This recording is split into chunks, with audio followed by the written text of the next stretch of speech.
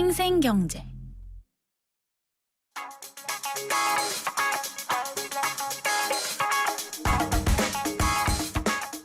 안녕하세요. 멜로디경제 대중음악평론가 이대화입니다. 한국음반산업협회가 최근 국제음반산업협회, 일명 IFPI에 가입했습니다. IFPI는 음반 제작자의 권리를 대변하는 국제기구인데요. 무려 55개국 1,300여 개 음반사들이 회원으로 가입되어 있습니다. 우리 협회가 여기에 정회원으로 등록됐다는 건 쉽게 말해서 해외에서 사용되고 있는 K-POP 음악에 대한 징수에 체계를 잡겠다는 것인데요. IFPI가 관리하는 국제 표준 음반 코드인 ISRC를 사용하면 아이튠즈나 유튜브 같은 해외 사이트 서비스를 위해 필요한 관리 시스템이 생기게 되고, 따라서 해외에서 발생되는 수익을 정산하기가 용이해진다고 합니다.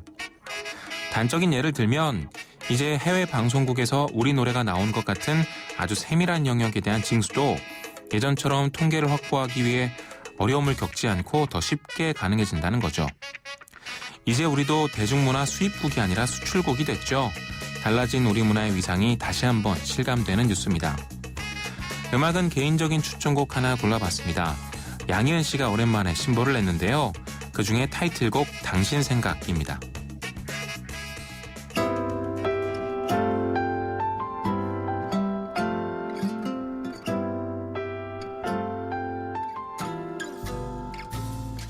살면서 기쁠 때면 당신 생각나도. 논란이 되고 있는 경제 이슈에 생생경제가 떴다. 생생경제 오늘의 두 번째 인터뷰는요. 한화 매각 결세 반대 입장을 밝힌 삼성 테크윈 직원들의 입장입니다.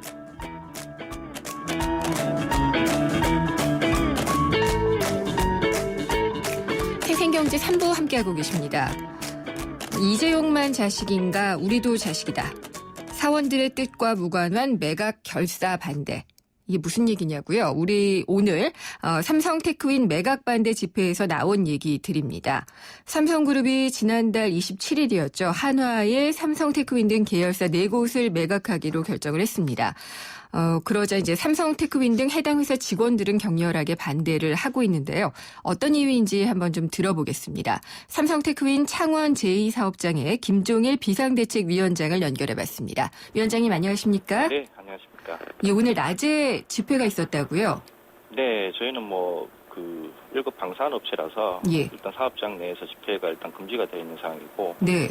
그래서 중식 시간을 이용해서 사업장 밖에서 집회를 했습니다. 이게 회사 세워진 이후에 첫 집회 아닌가요? 네, 맞습니다. 근데 주로 어떤 얘기들 나누셨나요? 일단은 첫 번째가 무조건 일방적 매각 반대고요. 그리고 친위를 저버린 부분이기 때문에 저희는 절대 이 부분에 대해서 받아들일 수 없다. 그리고 네. 이런 부분들에 대해서 적극 대처를 하기 위해서 노조 설립을 해서 공동으로 대응을 하자. 이 부분이 주 내용입니다. 삼성에서 노조를요? 네네. 예. 근데 이게 삼성 테크윈 매각이 발표가 됐을 때요. 네. 그 당시에 그 직원들 반응은 어땠나요? 이때까지 항상 삼성그룹 내의 사업 구조 조정이 저희도 이번에 당했지만 예전에도 올해 이미 삼성 코닝도 마찬가지고요. 예. 여러 가지 이제 일들이 있었습니다. 근데 이번 같은 경우는 저희도 당일날 아침에 이렇게 그것도 SNS를 통한 뉴스 기사가 전부였습니다. 아, 그렇게 하셨어요? 그래서 후일 확인을 해보니까 예. 저희가 연구소가 있는 판교 쪽은 발표 전날 저녁 퇴근 시간 한참 이후였고요.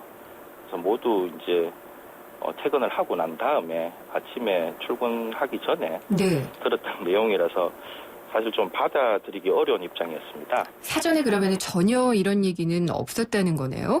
네, 항상 그래 왔었었고, 저희 테크윈 같은 경우도 항상 그 상시 구조조정을 진행을 이미 하고 있었습니다. 네. 어떤 것이냐면, 현재 사장인 김철규 사장께서 삼성전자 출신이신데, 예.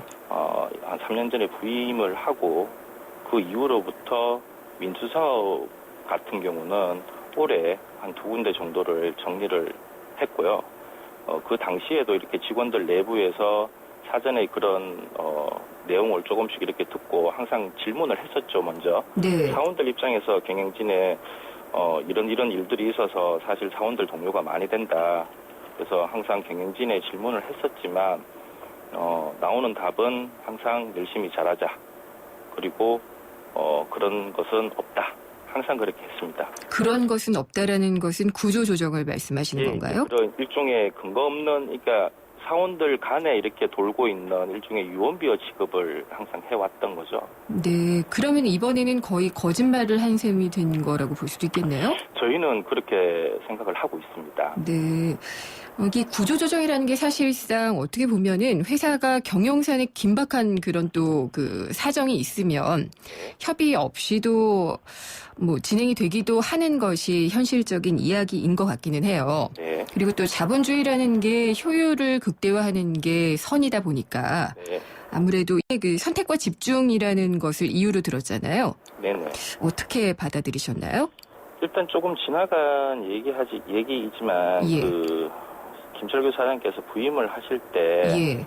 방위산업과 방위산업은 국가에 보훈한다는 강력한 국가관과 기업가 정신이 있어야 하는데 국내 최고 기업인 삼성이 이익에 눈이 멀어 방산 네. 분야를 접는다면 국가기관 산업이나 공영사업은 누가 책임지겠습니까? 라고 이렇게 반문을 하신 분이었어요. 명문화도 되어 있나요? 예, 예전에 이제 부임을 하실 때 네. 이렇게 언론을 통해서 이렇게 인터뷰한 기사 내용인데 네. 저희는 이렇게 봅니다. 선택과 집중 부분 항상 이렇게 결과가 나오면 선택과 집중 부분은 얘기를 합니다. 그러면 주로 봤을 때 삼성그룹 내에서 선택과 집중 부분을 강조를 하면 대부분 가장 상위에 있는 삼성전자를 이제 주로 보고 하는데요. 저희가 그래서 삼성전자를 제외한 나머지는 뭐 삼성후자, 이번 같이 지분 연결고리 제일 마지막 단계에 있어서 저희같이 이렇게 토사구팽을 당하는 삼성서자라고 이렇게 결국은 표현을 하는데 네. 실상 이렇게 계속 오랫동안 관찰을 해보면 저희 사업부를 예를 들어서 말씀을 드리면 저희 사업부 같은 경우도 삼성테크윈이 이제 예전에 삼성항공에서 IMF 이후에 삼성테크윈으로 이렇게 사명이 변환이 되면서 당시 이제 광학 사업 쪽에서 아날로그 카메라를 만들던 사업부가 있었습니다. 네. 그래서 거기 같은 경우는 디지털 세상에 오면서 이렇게 빠르게 사업 구조를 전환을 해서 당시 캐녹스라는 브랜드로 이렇게 디지털 카메라를 국내에서는 최초로 생산을 하게 됐죠. 그래서 그런 부분들이 당시는 사업이 좋았었습니다. 지금 놓고 보면 지금 뭐 삼성전자의 갤럭시 휴대폰 브랜드 같이 결국은 연말에 보통 보면 PS라고 경영성과금 형태로 지급이 되는데 네. 삼성테크윈 내에서 유일하게 거기도 보면 PS를 가장 많이 받던 사업부가 사실은 존재를 했었다는 거죠. 근데 시간이 조금 지나서 결국은 삼성 테크윈 내에서 어려움을 무릅쓰고 기술 개발이나 그런 부분들을 이렇게 잘 만들어서 제품을 양산 단계까지 해서 개발, 양산 그리고 판매 결국 그래서 일부 성공을 거둔 이후에 네. 결국은 삼성 분사를 시켜서 나중에 삼성전자로 흡수 합병시켜버리는 그런 경우들이죠. 항상 놓고 보면 예를 들어서 집안에 장남이 있고 자식들이 많은 가정에서는 장남 밀어주기식 그런 경우들 있지 않습니까? 네. 결국은 그런 경우들인데 아마 이제 저희 삼성테크윈만 그런 게 아니고 그룹 관계사들 전자 관련 관계사들을 보면 삼성 디스플레이나 여러 가지 이제 사업부들이 항상 다른 계열사에서 사업을 인큐베이팅해서 이렇게 좀 키워가는 과정에서 키워서 가져가고. 어느 정도 성공을 예. 하면 전자로 이렇게 흡수하는. 예. 결국은 그렇게 되면은 그 선택이라는 게 누구를 위한 선택인지 그 부분에서는 저도 조금 이상하다고 생각됩니다. 사용자 측에서는 효율을 극대화하는 것일 수가 있겠지만은 고용돼서 일하는 근로자 차원에서는 여러 가지 보람들이나 이런 것들이 좌절되는 측면이 없지는 않을 것 같아요. 그렇죠. 이제 그런 예. 것들이 가능했던 게 아마 저희가 이번에 이렇게 노조를 설립하는 것도 네. 연관이 있는데 결국 문호조 경영 부분에서 가장 이제 그런 부분들이 가능했던 부분이라고 저희는 보고 있습니다. 예. 근데 위원장님, 하나그룹이 고용을 그대로 승계하겠다고 했거든요. 네네. 그러면 큰 문제 없는 거 아닌가요? 일단 지금 이제 그 외부 매스컴상으로 그런 부분들을 많이 접하고 있어요. 왜 5년 동안이라는 고용 승계를 하는데 네. 그게 어떤 문제를 가지고 있느냐라고 얘기를 해요. 근데 그 부분에 대해서 저희도 이제 노조를 설립하고 법리적인 검토를 단계적으로 해보려고 하는데 네. 수익성 악화가 가면은 만약에 그게 유효할까라는 그 의문점이 듭니다. 왜요? 예를 들어서 저희 아까도 말씀드렸지만 김철규 사장이 부임하고 난 다음에 계속 사업 정리를 하고 있는 단계였습니다. 예. 그리고 아직 삼성 테크윈이 외부로 봤을 때는 전체 다가 방위 산업으로 보고 계시는데 민수사업부가 아직 일부 이렇게 있습니다. 뭐 삼성전자에 주로 많이 납품을 하는 칩 마운트를 만드는 MS 사업부라든가 네. 아니면 압축기 등을 만드는 이제 터보 사업부도 이렇게 있는데 지금 벌써 그런 게 시장이 반응을 하고 있다라는 거죠. 예를 들어서 CCTV 카메라 같은 것들이나 아니면 칩 마운터 그리고 압축기 같은 것들은 시장이 먼저 벌써 반응해서 신용 등급을 하락시키고 그 다음에 판로가 이제 개척이 되지 않는다는 거죠.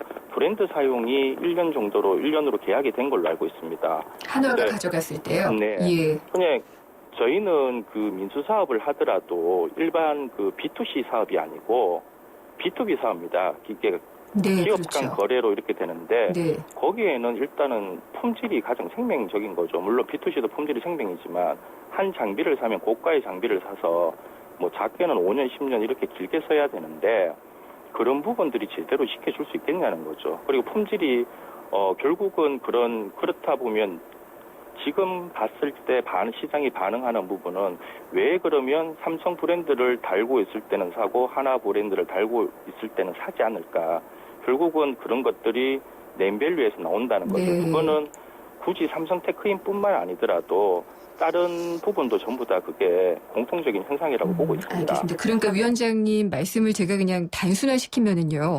삼성의 경쟁력이 하나로 들어갔을 때 약화될 수도 있다는 우려시네요. 그렇죠. 그래서 그 하나그룹에서도 저희가 이렇게 하나그룹이 이렇게 나쁜 그룹이다 아니면은 뭐 잘못된 거래 그거를 얘기를 하는 게 아닙니다. 네. 중요한 거는 이게 외부에서 봤을 때 윈윈이라고 얘기를 하고 있거든요. 이게 윈윈이라는 게 서로가 좋아져야 된다라는 건데 그래서 하나그룹에서는 뭐 보니까 야구 선수 유현진 선수까지 이렇게 빗대서 얘기를 하던데 네. 저는 사실은 그거를 그렇게 보고 있지 않습니다. 아까도 말씀드렸지만 시장이 벌써 반응하고 있다라는 거는 저희가 얘기를 하지 않더라도 네. 어떤 것을 걱정을 한다라는 거는 투자자들이나 아니면은 고객들이 벌써 그 부분에 대해서 반응을 하고 있다라는 거죠. 알겠습니다. 그래서 이 부분은 윈윈 예. 부분이 아니라 이 삼성 테크윈이라는 이 회사가 주 하나가 중심이 돼서 이렇게 이제 인수자가 되는데 결국은 인수를 해서 가봐야 수익성이 하락할 수도 있고 네.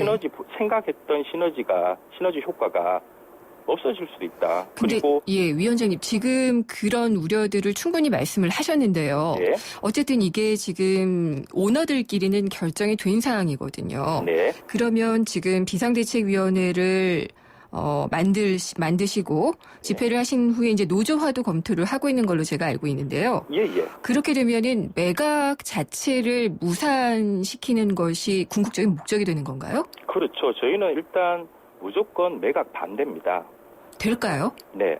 매각 결사 반대를 하신다고 한들 네. 이게 제가 뭐 굳이 비관적으로 얘기하려는 것은 아니지만은요. 네. 이미 결정이 난 상황을 되돌릴 수 있을까요? 일단 그 부분은 저희가 어떻게 대응하냐에 따라서 다르다고 생각이 되고요. 예. 그래서 이때까지 아까 말씀하셨듯이 삼성에서 노조요라는 거를 말씀을 하셨지 않습니까? 네. 그래서 지금 저희가 유일하게 이렇게 단체로 대응할 수 있는 방법은 그 방법밖에 없다라고 생각을 하고 있습니다. 그러면 테크윈 말고 다른 계열사들도 있었잖아요. 네. 같이 연대하실 계획도 있으신 거예요? 당연히 이제 어떤 부분이라도 연대를 할 수 있고요. 이번에 관계되는 4개 계열사에 사실은 거기에 중간 핵심 고리도 삼성 지분을 보더라도 그렇고 인원을 보더라도 그렇고 삼성 네. 테크윈이 사실 그 중심에 있습니다. 예. 그래서 우선 여기가 먼저 단합이 잘 되고 그리고 준비를 마쳐야 다른 계열사 삼성종합화학이나 네. 삼성 탈레스 그리고 삼성 토탈 이 부분도 당연히 연대를 같이 할 수 있으면 예. 어떤 방법을 서서라도 연대를 해야 되겠다라고 생각을 하고 있습니다. 알겠습니다. 위원장님 좀 짧게 답변을 부탁을 드릴게요. 네. 이게 외부에서는 여러 가지 시각들을 제기를 하고 있어요. 그래서 이게 혹시 그 매각 반대라는 명분이 있지만 위로금을 조금 더 타낼 수 있는 협상을 하려는 게 아니냐라고 보는 시각도 없지는 않거든요. 당연히 그렇게 볼 수밖에 없겠죠. 네. 그러니까 외부에서 보는 시각과 저희 내부에서 체감하는 게 그게 이제 차이가 조금 나는 부분인데 네. 저희는 그런 부분들하고는 차이가 좀 많이 납니다. 아니다라는 말씀이신가요? 예. 그럼 앞으로의 과정은 어떻게 진행이 될까요? 일단 오늘 그 총회에서 비대위 총회에서도 결정난 사항이고 저희는 일단은 단일 노조를 결성을 하기 위해서 오늘 창원에 있는 2, 3 사업장 그리고 판교 사업장 비대위원장이 오늘 저녁에 모여서 네. 삼성 테크윈 범비대위를 구성을 할 겁니다. 네. 그리고 정식적으로 성명서를 발표하고 지금까지 한 번도 없었던 비대위원장과 그리고 그 성명서를 들고 경영진 김철규 사장님한테 직접 방문해서 네. 저희 뜻을 전달할 예정입니다. 알겠습니다. 위원장님 말씀 잘 들었습니다. 감사합니다. 네. 김종일 삼성테크윈 비대위원장과 얘기 나눠봤습니다.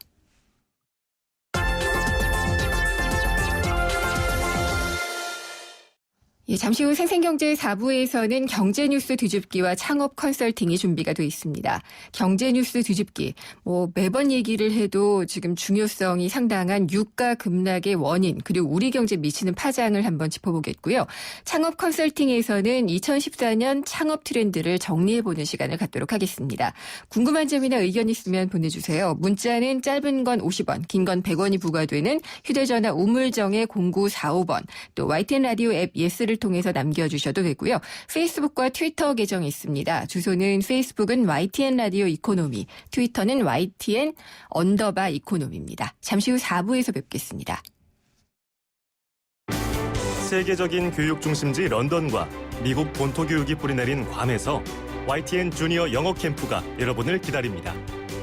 품격 있는 영국식 영어를 만나볼 수 있는 런던 영어 캠프는 전통 있는 명문대학 캠퍼스에서 이루어지며 유럽의 역사가 숨쉬는 유적지도 둘러보게 됩니다. 따뜻한 기후와 아름다운 해변을 자랑하는 괌 영어 캠프는 명문 사립학교 정규 수업에 참가하며 해양 레포츠도 체험할 수 있습니다. 참가 신청은 YTN 웹사이트와 런던 캠프는 서울 전화 723-0550, 괌 캠프 서울 전화 533-0585에서 받습니다. 경제를 위한 바른 시각, 본질에 다가가는 심층 분석, 가치를 추구하는 정확한 해석. YTN 라디오 김윤경의 생생경제. 친절한 경제, 오늘의 경제 키워드. 안녕하세요. 경향신문 조미덕 기자입니다. 오늘의 키워드는 하이힐드 펀드입니다. 하이힐드는 고수익률이란 뜻입니다. 하이힐드 펀드는 신용도가 낮아서 위험한 채권에 일정 비율 이상을 투자하는 펀드를 말합니다. 위험이 있는 대신 수익률이 높은 거죠. 한국에선 정부가 중소기업, 벤처기업에 대한 투자를 장려하기 위해 하이힐드 펀드에 많은 혜택을 부여하고 있습니다.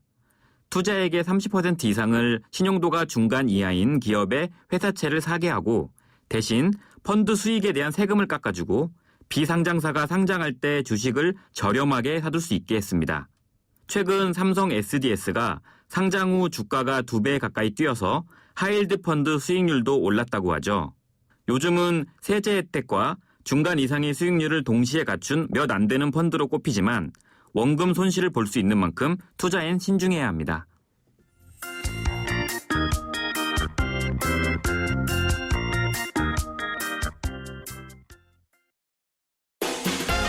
창업, 도전에서 실전까지 좋다.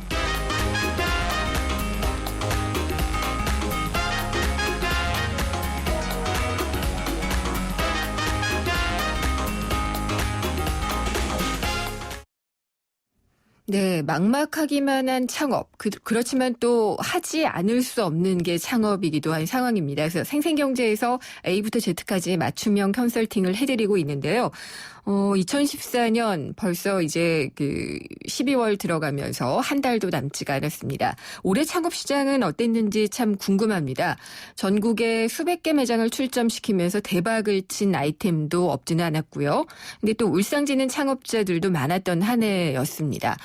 제가 돌아다니면서 보면서 가장 이제 가슴 아프다고 느껴지는 것 중에 하나가 간판을 빨리 바꿔다는 그런 가게들이었어요. 그런 경우에 아무래도 잘 안 되니까 바꿔다는 경우가 많을 텐데 다사다난했던 한국 창업 시장에 대한 그런 현상을 보여주는 게 아닌가라는 생각이 좀 듭니다. 그래서 업종별로는 어떤 것들이 잘 됐고 또 어떤 것들이 안 됐는지를 한번 살펴본다면은 내년 창업 시장에 진입하려는 분들에게는 상당히 좀 도움이 될 수 있을 것 같아요.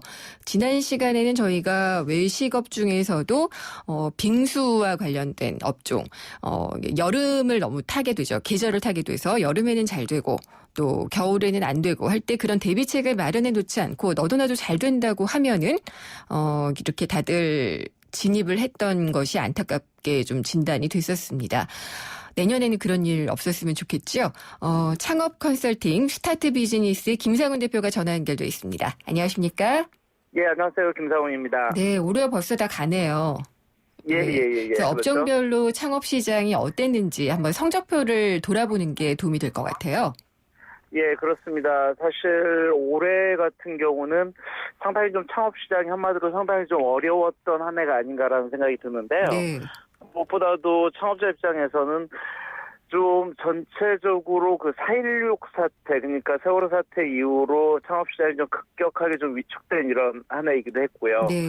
또 이런 어려움 속에서도 특정 브랜드나 특정 아이템 같은 경우는 전국적으로 수백 개 브랜드가 또 이렇게 동시에 오픈하기도 했고, 또 공기업 구조조정 소리도 상당히 크게 들려서 많은 여의도 증권가라든지 KT 같은 대기업에서도 수천 명이 이렇게 창업 시장으로 잠재적 창업자로 이렇게 속하게 되면서 창업 시장 자체는 어려움에도 불구하고 여전히 사람들에게 관심은 많았던 한 해가 아니었나 하는 생각이 듭니다. 예년과 비교해서 학점을 주신다면요, A, B, C, D로 어느 정도 네. 주시겠어요? 올해 창업시장 같은 경우는 제가 볼 때 한 비제로 정도 되는 창업시장이 아니었나라는 생각이 들거든요. 특히나 이제 창업자 입장에서는 열심히 관심은 많았지만 노력한 만큼 성과는 그렇게 크지 않았던 한 해가 아니었나 하는 생각이 듭니다. 그렇군요. 그러면은 먼저 외식업, 제일 많이들 문을 두드리는 시장인데 외식업 같은 경우에는 올해 어땠나요? 올해 외식업 창업 시장 같은 경우 가장 이슈가 됐던 게 아무래도 사실은 한 2년, 3년부터 많이 일시적인 공급 과잉으로 왔었던 카페 창업 시장이 가장 좀 주목되는 시장이었는데요.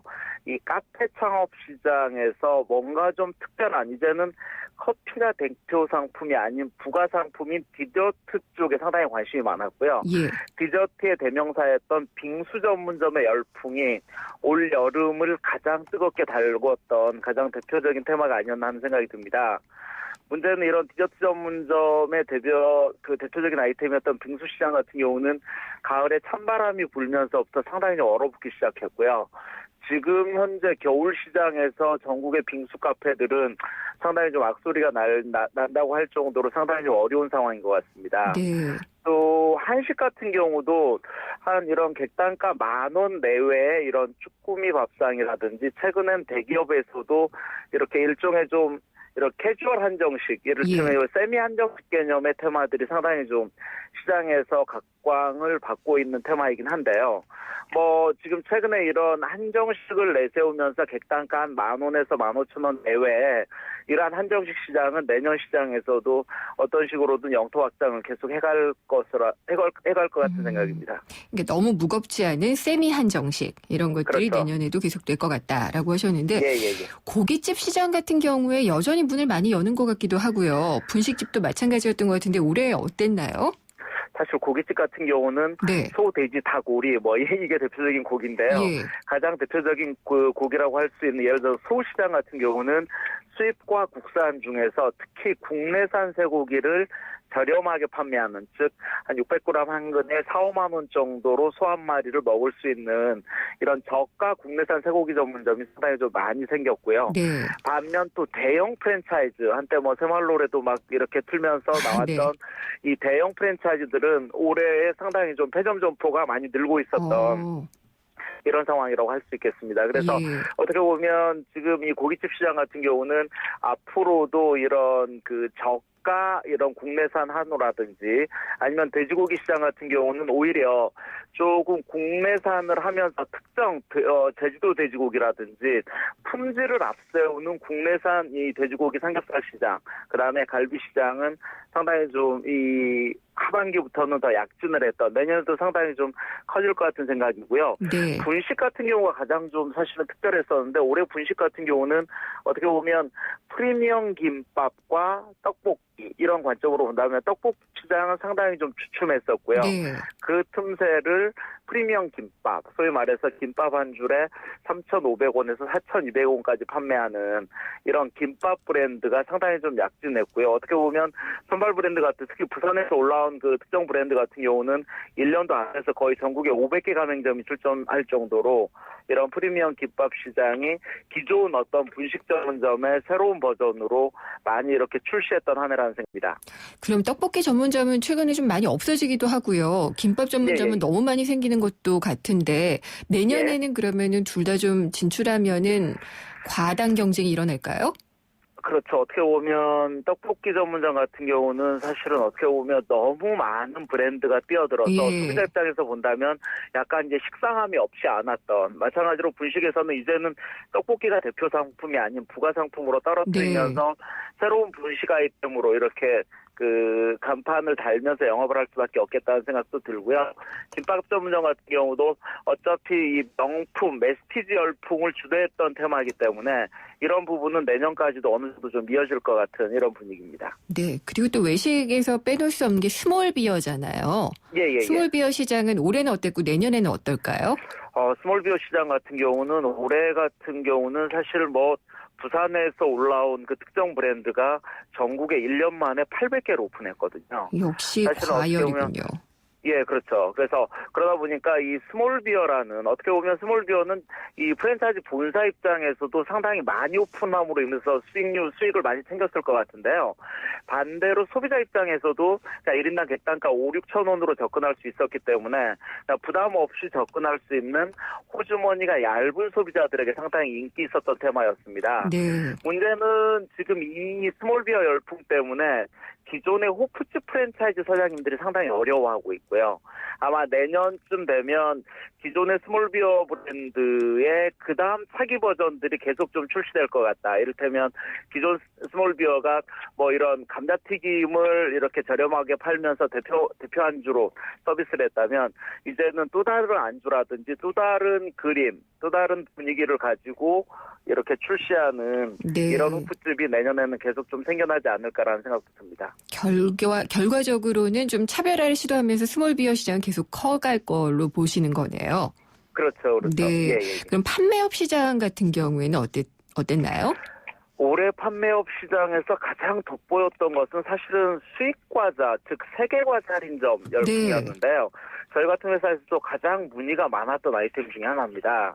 근데 세계과자 할인점 같은 경우는 사실은 뭐 여러 가지 그 수익과자에 대한 이런 유통선이 다변화되면서 너나 없이 창업자 입장에서도 좀 깨끗한 아이템 아닌가, 운영 관리하기 편한 아이템 아닌가, 이런 개념으로 많이 출점을 했습니다만 사실은 그 창업자들을 직접 붙잡고 인터뷰를 해보면 크게 수익률은 높지 않았던 이런 아이템이라는 생각도 듭니다. 근데 좀 필요 이상으로 브랜드가 좀 과열되고 있다, 이런 시장이었고요.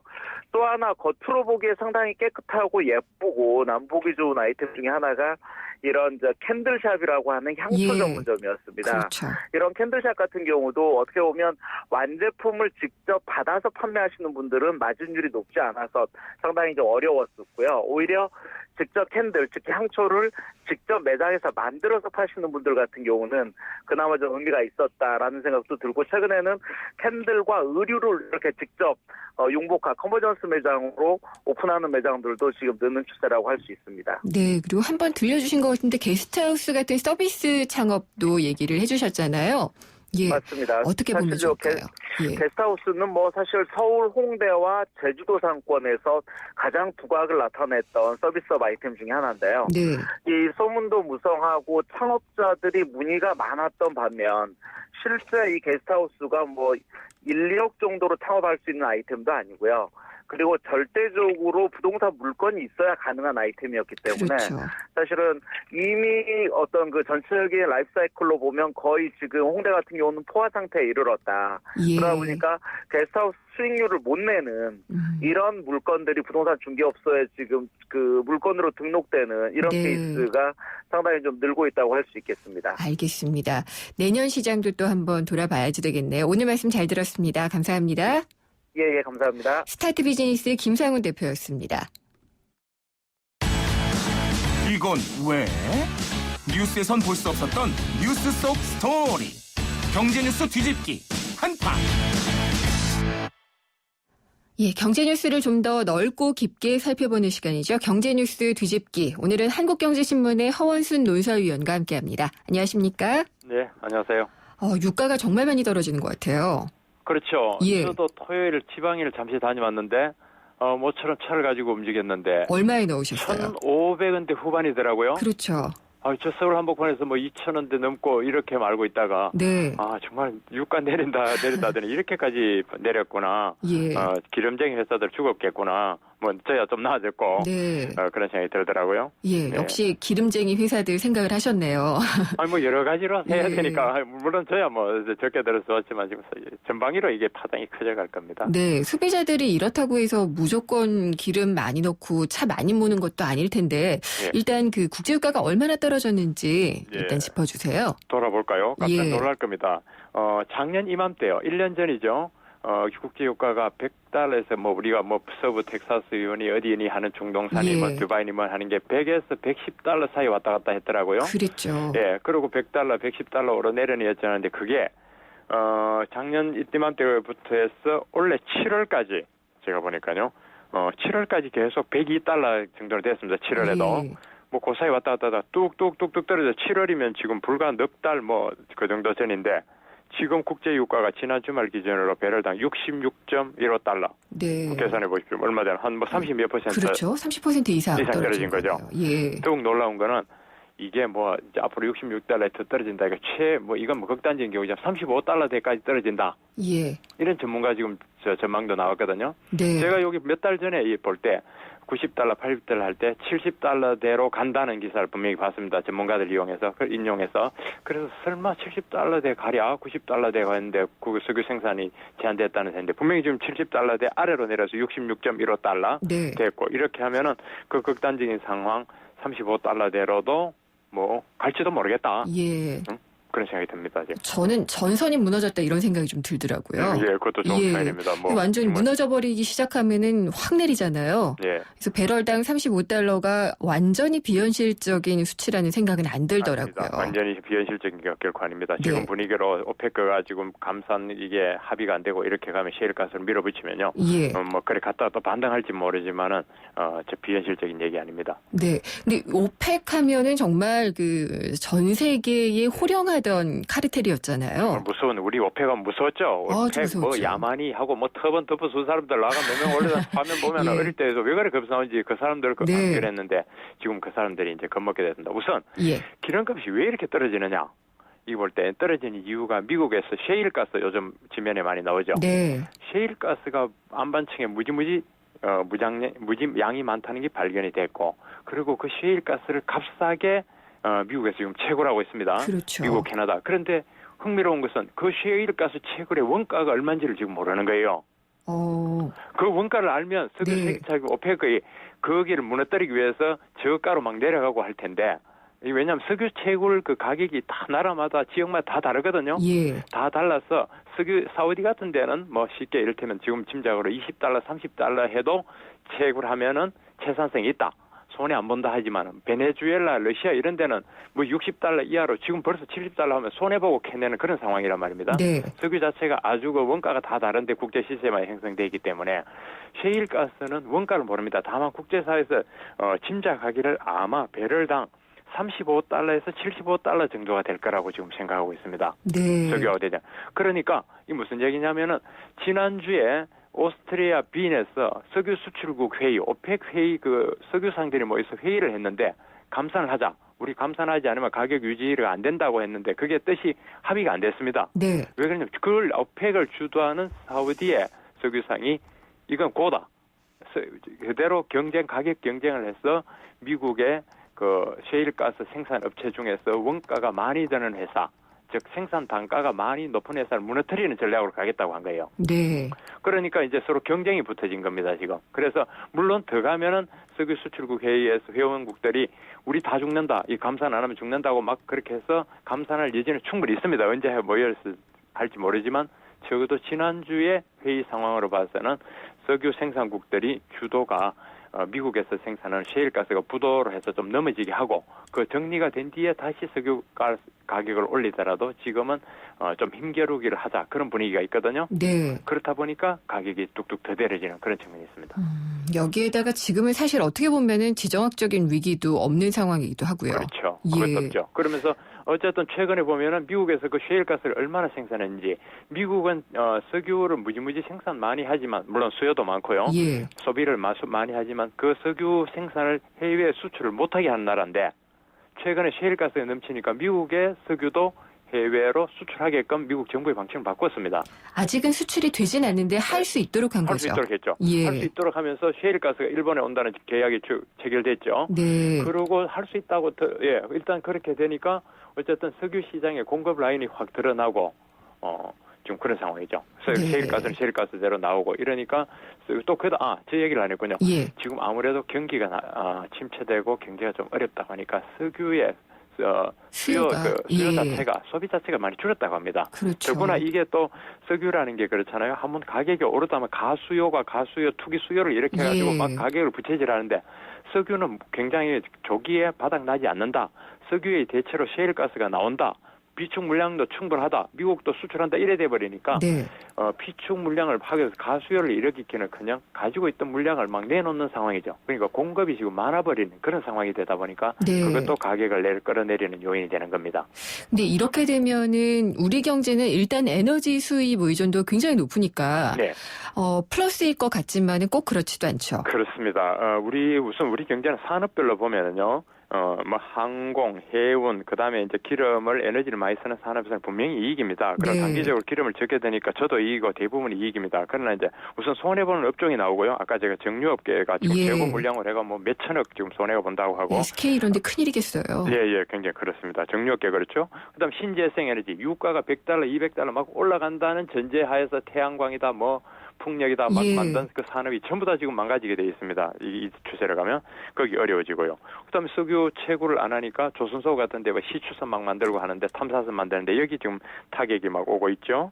그다음에 또 사우디에서 오일머니가 지금 돈이 없단 말입니다. 그러니까 건설에도 악영향을 미친다 그러고요.